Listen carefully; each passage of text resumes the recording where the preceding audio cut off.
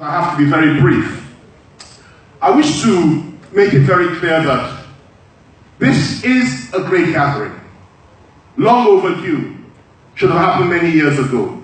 And it's the beginning of great things. But we must focus on the issues and stop trying to be too politically correct. Oh yeah. And let's look at those issues very briefly. In this nation today, there are slaves called vassals and there are masters. Unfortunately for us, those that see themselves as masters consider the rest of us as slaves and vassals. Simple. What we need to do is to come together and say to them with one accord that we are no slaves. We have never been slaves and we will never be slaves. The suffering of the people of the Southeast, and I say this without any fear of contradiction, the suffering of the people of the Southeast is something that we in the rest of Nigeria have to apologize to you for. You lost almost 2 million people in the Civil War, children, 1 million children. You were slaughtered on the night of July 28, 1966, when 300 Igbo officers were slaughtered in one night. And the great Fajri, who sacrificed his life to build this bridge, and the great leader of our country at the time, the great Ironside, all of them stood together, and they all died together. 300 were killed that night. After that, a few months later, over 100,000 Igbos were slaughtered in the north. Pregnant women had children taken out of their stomachs. People were slaughtered from house to house. They were killed like flies. Then came the Civil War. 1 million little children, 1 million little children were starved to death. After that, year after year, decade after decade, pogroms, killings, slaughtering in the north of primarily Igbos and also Southerners. Didn't stop there. They also, as they have always done, slaughtered people of the Middle Belt. And I'm glad that the great Governor Jani is here today, who has spoken so well. Their people have suffered almost as much, if not more, than the Southeast. Why? Because everything was taken from them, their identity, everything, and they slaughtered them morning, day, and night. Last Christmas, 808 people slaughtered on Christmas Day alone. Yet the slaughtering didn't stop, and we know who does the slaughtering. It has gone on and on till today. Yesterday was Benue, today it is Taraba, before then it was Numan. It goes on and on, and I will also say this. What has happened in the last 1 year in the Southeast concerning those that are members of IPOB, what they have done to them is absolutely reprehensible. It is unacceptable, it is wrong. They came, they slaughtered, they killed.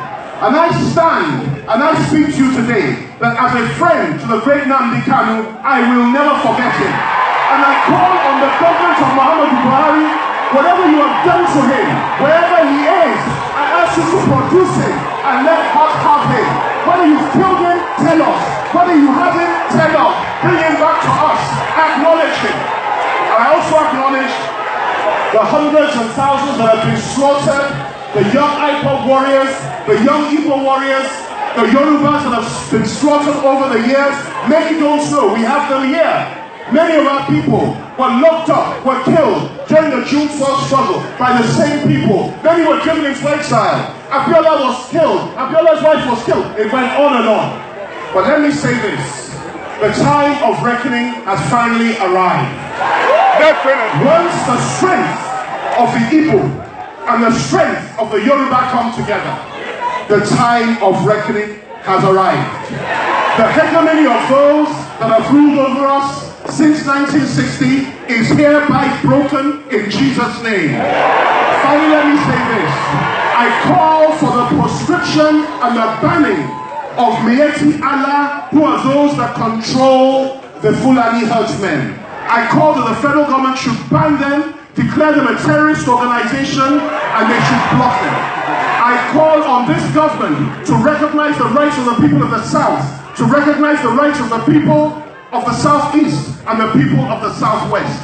And I recognize the fact and acknowledge the fact that as long as we stand together, nothing can stop us. Nothing can hold us back. Nothing can hold us down. Let me end by saying this. Please, let me end by saying this. The struggle we are facing and the blood that has been shed has attracted all manner of evil upon our nation. If anybody expects those that shed this blood habitually, and those that have a clear Islamization agenda, and those that seek to destroy the Christian faith and the body of Christ, if you think they will change, they will not change. But let me say this, the time for that change has finally come. I commend the organizers of this meeting. I commend the leaders of the East. I commend the leaders of the West. I'm so proud of them. Chief Olufalaye is there. I'm so proud of them. I'm so proud of Abade Banjo. These are strong men. I'm so proud of so many of them because they've been saying these things since the 50s, the 40s, since the 60s. Throughout, they were telling us we didn't listen. But let me tell you, they are living to see the beginning of the end of the hegemonies, and we shall be delivered. Finally, let me say this. One more thing, just one more thing about the Igbos.